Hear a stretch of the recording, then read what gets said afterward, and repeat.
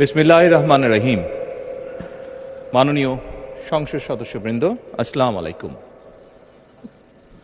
ফ্যাসিবাদের নির্মমতার শিকার অসংখ্য মানুষের কান্না আর হাজারো প্রাণের আত্মত্যাগের মধ্যে দিয়ে অবশেষে আজ থেকে পুনরায় যাত্রা শুরু হতে যাচ্ছে জনগণের ভোটে জনগণের কাছে জবাবদিহিমূলক সত্যিকার অর্থে জনপ্রতিনিধিশীল জাতীয় সংসদ।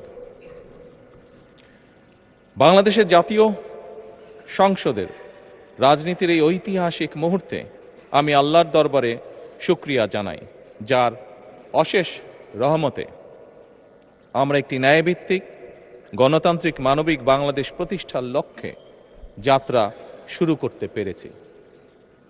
1971 সালের স্বাধীনতা যুদ্ধের থেকে শুরু করে 2024 সালের দেশ এবং জনগণের স্বাধীনতা রক্ষার যুদ্ধ সহ এই পর্যন্ত দেশে গণতন্ত্র এবং মানুষের অধিকার প্রতিষ্ঠার সংগ্রামে যারা শহীদ হয়েছেন, ত্রয়োদশ জাতীয় সংসদ শুরুর এই যাত্রা লগ্নে আমি তাদেরকে কৃতজ্ঞতার সঙ্গে স্মরণ করছি। এই আন্দোলন সংগ্রামে যেসব মায়েরা তাদের সন্তান হারিয়েছেন, যেসব সন্তানেরা তাদের প্রিয়জন হারিয়েছেন, যেসব পরিবার তাদের সন্তান স্বজন হারিয়েছেন, যেসব আহত মানুষকে তাদের স্বাচ্ছন্দ্যের জীবন হারাতে হয়েছে, যেসব মানুষগুলো নির্যাতন, নিপীড়ন, রাজনৈতিক হয়রানি কিংবা মিথ্যে মামলা শিকার হয়ে সর্বস্ব হারিয়েছেন, আমি তাদের সকলের অবদানকেও কৃতজ্ঞতার সঙ্গে স্মরণ করছি। দেশের ছাত্র জনতা, কৃষক, শ্রমিক, শিক্ষক, কবি, সাহিত্যিক, সাংবাদিক, চিকিৎসক, প্রকৌশলী, আইনজীবী, কামার কুমার, জেলে তাঁতি, গাড়ি চালক, ব্যবসায়ী এবং সরকারি বেসরকারি চাকরিজীবী, গৃহিণী, সারা দেশে গণতান্ত্রিক রাজনৈতিক দলের নেতা কর্মী সমর্থক তথা সর্বস্তরের সকল শ্রেণী পেশার মানুষ যাদেরকে গুম, খুন, হত্যা, নির্যাতন, নিপীড়ন, মিথ্যা হামলা মামলা কিংবা জীবন্ত মানুষের কবরস্থান তুল্য বর্বর বন্দিশালা, আয়নাঘর, কোনো কিছু দিয়েই যাদের গণতান্ত্রিক আকাঙ্ক্ষাকে রুখে দেওয়া যায়নি, যাদের সাহসী ভূমিকায় দেশে পুনরায় গণতন্ত্র ফিরে এসেছে, আমি ত্রয়োদশ জাতীয় সংসদের এই যাত্রা লগ্নে দেশের স্বাধীনতা প্রিয় গণতান্ত্রিক আমি বীর ছাত্র জনতাকে জানাই অভিনন্দন।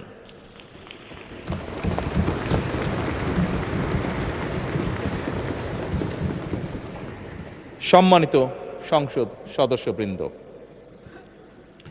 দেশনেত্রী মরহুমা বেগম খালেদা জিয়া জনগণের অধিকার প্রতিষ্ঠায় দেশে সংসদীয় গণতন্ত্র প্রতিষ্ঠা করেছিলেন, সংসদীয় গণতন্ত্রকে প্রাতিষ্ঠানিক রূপ দিয়েছিলেন। সেই গণতন্ত্রকে প্রহসনের রূপ দিয়ে জাতীয় সংসদকে হাস্যরসের খোরাকে পরিণত করা হয়েছিল। দেশে তাবিদারি শাসন শোষণ কায়েম করা হয়েছিল। দেশে সংসদীয় গণতন্ত্র এবং জনগণের অধিকার পুনঃপ্রতিষ্ঠা করার জন্য দেশনেত্রী বেগম খালেদা জিয়া জীবনের শেষ দিন পর্যন্ত লড়াই করেছেন। জীবনে কখনোই স্বৈরাচার কিংবা ফ্যাসিবাদের সঙ্গে আপোষ করেননি। দেশে আজ থেকে আবারও সেই কাঙ্ক্ষিত সংসদীয় গণতন্ত্রের যাত্রা শুরু হলো, আলহামদুলিল্লাহ।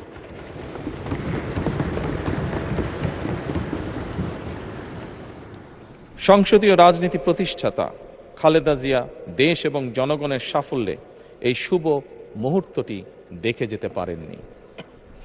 আজ তাই এই জাতীয় সংসদে দাঁড়িয়ে আমরা দেশ এবং জনগণের স্বার্থে আপসীর নেতৃত্ব, ব্যক্তিত্ব, স্মরণীয়, বরণীয়, অনুকরণীয় রাজনীতিবিদ মরহুমা খালেদা জিয়াকে গভীর শ্রদ্ধার সঙ্গে স্মরণ করছি।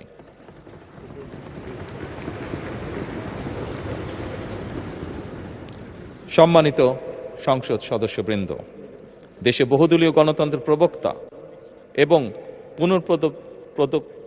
প্রবর্তক, স্বাধীনতার ঘোষক শহীদ প্রেসিডেন্ট জিয়াউর রহমানের একটি উক্তির কথা আপনাদের সামনে আমি স্মরণ করতে চাই। তিনি বলেছিলেন, জনগণই যদি রাজনৈতিক দল হয় তাহলে আমি সেই দলেরই আছি। অর্থাৎ ব্যক্তি কিংবা দলের স্বার্থ নয়, জনগণের স্বার্থই সবচাইতে বড়। এটাই বিএনপির রাজনীতি।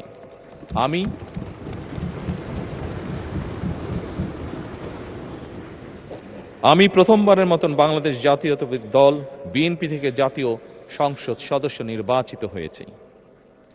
জাতীয় সংসদের সংসদীয় দলের নেতা নির্বাচিত হয়েছি। জাতীয় সংসদে দলের প্রতিনিধিত্ব করলেও প্রধানমন্ত্রী হিসাবে আমি এই জাতীয় সংসদে দেশের প্রতিনিধিত্ব করছি। দল, মত, ধর্ম, বর্ণ নির্বিশেষে দেশের জনগণের প্রতিনিধিত্ব করছি। আমার রাজনীতি দেশ এবং জনগণের স্বার্থ রক্ষা করার রাজনীতি। বিএনপির রাজনীতি জনগণের জীবন মান উন্নয়ন এবং স্বনির্ভর বাংলাদেশ গড়ার রাজনীতি। প্রতিটি পরিবারকে স্বনির্ভর করাই আমাদের রাজনীতির লক্ষ্য। প্রতিটি পরিবারকে স্বনির্ভর করার মাধ্যমেই বিএনপি একটি স্বনির্ভর, সমৃদ্ধ, নিরাপদ, গণতান্ত্রিক বাংলাদেশ প্রতিষ্ঠা করতে চায়।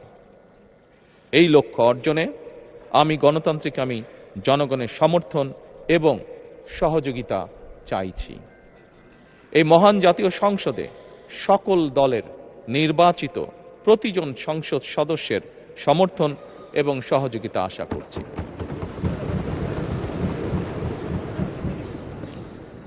সম্মানিত সংসদ সদস্যবৃন্দ, আমি বিশ্বাস করি আমাদের দল কিংবা মত কিংবা কর্মসূচি ভিন্ন হতে পারে, কিন্তু তাবেদার মুক্ত, ফ্যাসিবাদ মুক্ত একটি স্বাধীন, সার্বভৌম, নিরাপদ, স্বনির্ভর বাংলাদেশ প্রতিষ্ঠায় আমাদের মধ্যে কোনো বিরোধ থাকতে পারে না, বিরোধ নেই। জাতীয় সংসদকে জাতীয় কর্মকাণ্ডের কেন্দ্রবিন্দু না করে বিতাড়িত ফ্যাসিস্ট সরকার জাতীয় সংসদকে অকার্যকর করে ফেলেছিল। আমরা এই মহান জাতীয় সংসদকে সকল যুক্তি, তর্ক আর জাতীয় সমস্যা সমাধানের কেন্দ্রবিন্দুতে পরিণত করতে চাই।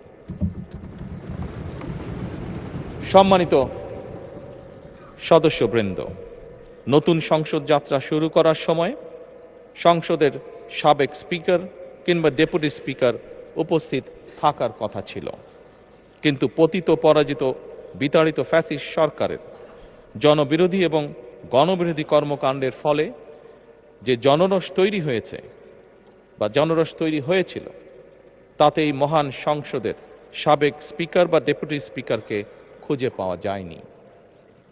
তাদের কেউ কারাগারে, কেউ নিখোঁজ কিংবা কেউ পলাতক।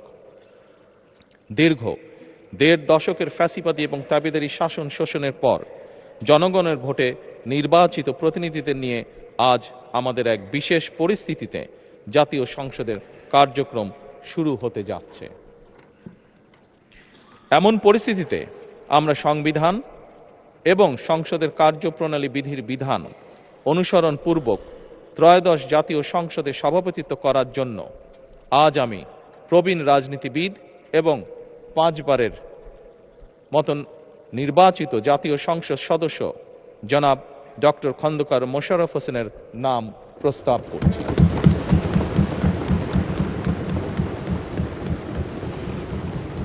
সম্মানিত সংসদ সদস্যবৃন্দ, আমাদের সংসদীয় রীতিনীতির ইতিহাসে এই ধরনের পরিপ্রেক্ষিত নজিরবিহীন নয়। 1973 সালে তৎকালীন প্রধানমন্ত্রী মরহুম শেখ মুজিবুর রহমান ওই সংসদের সদস্য মাওলানা আব্দুর রশিদ তর্কবাধীশের নাম প্রস্তাব করেছিলেন এবং তার সভাপতিত্বে বাংলাদেশের প্রথম সংসদের প্রথম অধিবেশন শুরু হয়েছিল। আমি জাতীয় সংসদের সকল সম্মানিত সদস্যকে স্বাগত এবং ধন্যবাদ জানাই। আল্লাহ হাফেজ। বাংলাদেশ জিন্দাবাদ।